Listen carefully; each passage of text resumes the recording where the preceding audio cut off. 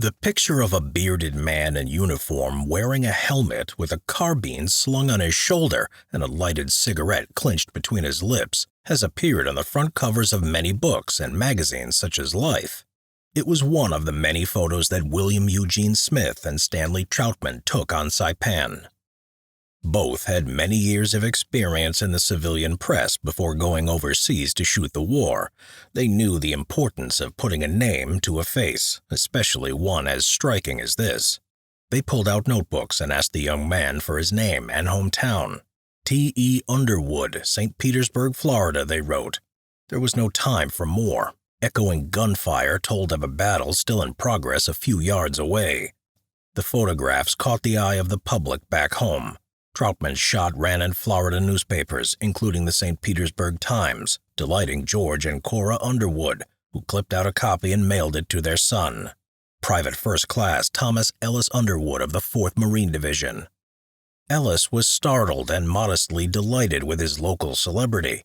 He would not live to enjoy his minor fame, however. Underwood was killed in action on Iwo Jima the following March at the age of 22. Smith, on assignment for Life magazine, had more widespread success. The shot of the weary warrior glancing over his shoulder became one of World War II's iconic images, symbolizing the grit, courage, and sacrifice of an American generation. Countless families saw their loved ones in the quiet determination on the young man's face. The universal appeal and relatability of the image is the reason for its longevity. The very universality of the weary warrior's expression has led some to believe their relative is the man in the photograph. The question of Sergeant Angelo Klonis, a World War II Army veteran from New Mexico, is an embodiment of this tendency. His children saw what they believed to be their father's face in the famous photo, and in 2005 engaged a research team to prove what they saw. Unfortunately, by seeking to confirm that the individual was Clonis, this group did not consider whether he could be Clonis. The resulting story was imaginative and attention-grabbing, but ignored several basic facts, and while it's been debated and debunked by others in the past, the Clonis identification persists. The two main contenders for the identity of the weary warrior fought with different branches of the armed forces. A necessary first step in arguing for one or the other is to determine whether the photographs show a Marine or an Army soldier. Many of the following details will appear obvious to historians and collectors familiar with World War II-era uniforms and equipment. The differences may not be immediately apparent to those with a passing interest. The three-quarter profile shot by Stanley Troutman provides us with the greatest number of visual clues. The man's headgear is the standard M1 helmet issued to American troops in every theater of the war. The helmet alone is not enough to distinguish a soldier from a Marine. What does matter is the helmet cover. One of the most well-known camouflage items, which is recognized as a symbol of the Marine Corps, is the reversible camouflage helmet cover. The Marine Equipment Board first considered the two-piece fabric cover in May 1942 as a means to offset the metallic glint of the bare M1 shell. Similar helmet covers were issued to the Navy, particularly the corpsmen attached to Marine combat units, but not to the Army. Several Army-specific headgear styles are evident in these photographs of the 27th Division on Saipan, taken in June and July of 1944. As can be seen, most soldiers who wanted the camouflage effect simply painted their helmets. If the man in Troutman's photo were a soldier, he would have been operating under the auspices of the 27th Division and would have drawn his gear from Army supplies. The chances of an Army quartermaster issuing a helmet with a camouflage cover are next to zero. They were in violation of Army uniform regulations. Furthermore, in almost every campaign, the Army supply stores far exceeded those of the Marines. He would have had to come by it by some other way, picking it up from a casualty or salvaging it from discarded gear. Unless the case was one of extremity, Americans were leery of taking gear directly from the dead. Any government equipment possessed by a killed soldier or Marine was collected by designated salvage personnel. These quartermaster specialists took charge of cleaning, repairing, and reissuing gear as needed or discarding items beyond repair. Careful salvage was particularly important to Marine units. In peacetime, they were often at the low end of the supply chain, and the thrifty mindset they learned in the 1930s extended into wartime operations. The Army was also extremely efficient at recovering, repairing, and reissuing items. The 27th Division repair shop shown in this picture was up and running on Saipan by June 28, 1944. Finally, the weary warrior is not the only fellow in the vicinity wearing a camouflage cover. Wider crops of both Smith's and Troutman's photos show a number of other men similarly attired. For the aforementioned reasons, these must undoubtedly be Marine personnel. The weary warrior is also wearing a herringbone twill utility jacket, the rugged, lightweight fatigue outfit for Marines in the Pacific for most of the war. Specifically, he has the P-41 pattern, which the Corps adopted as standard issue in November of 1941. This pattern is distinguished by the single left breast pocket with no pocket flap. The pocket was marked with the letters USMC and an eagle, globe, and anchor. Even though equipment straps obscure the weary warrior's pocket in the Troutman photograph, there is enough additional evidence to identify his jacket as Marine issue. The 4-button front is unique to Marine equipment, as are the telltale donut buttons.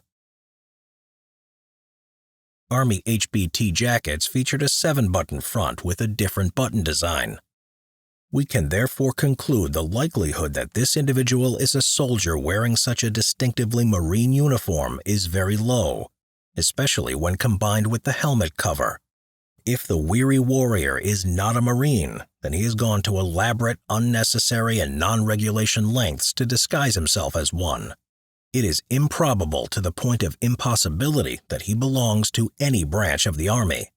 And if we in the 21st century are puzzled about the warrior's branch of service, the Marines of 1944 would not have been. The animosity between soldiers and Marines was running high on Saipan, especially after Marine General Holland Smith relieved Army General Ralph Smith for a perceived lack of aggressiveness. Any soldier wearing Marine gear was asking for trouble, even more so if the Marines believed he'd stolen from one of their own, living or dead. Even in the astronomically remote chance that he was on some secretive assignment, as the Clonis argument claims, he would not need to swap out any Army gear. There was absolutely no reason for a soldier to impersonate an enlisted Marine. While pictures are, to a degree, open to interpretation, more proof can be found in the military records, National Archives, and first-hand accounts. The few details that are available about the service of Angelo Klonis place him on the other side of the world. Unfortunately, Army personnel files are more challenging to locate than Marine Corps ones, after a fire at the National Archives in 1973 destroyed 80% of all such records. Thus, tracking Clonis's military path is complicated, but by no means impossible. Because Angelo Klonis was a New Mexico resident, a copy of his discharge paperwork is publicly available online, courtesy of the New Mexico State Archives. This document is vital to the identity question as it places Angelo Klonis in the European theater of operations before, during, and after July 1944. This data is sufficient to prove that Angelo Klonis, a Greek-born Santa Fe resident, served in the European theater of operations as a cook. He departed the U.S. on February 10, 1944, and returned in November 1945.